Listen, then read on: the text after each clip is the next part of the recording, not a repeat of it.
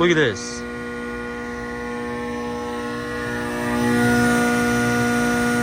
That is just plain ridiculous. Yep, all frozen up. Most likely has a bad defrost board. Pressure froze up, reversing valve flush froze up. The whole thing is just froze up.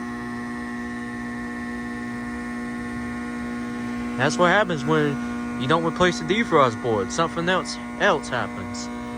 Like the fan motor here, it's not even spinning.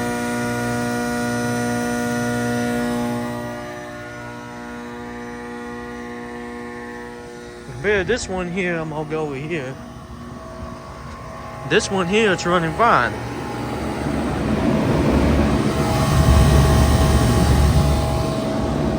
Yeah, this one runs fine. So, I mean, I don't even know.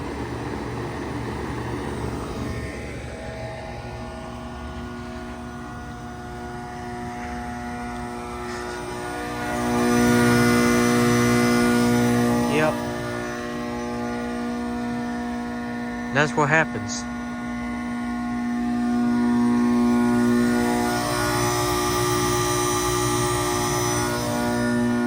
Yep.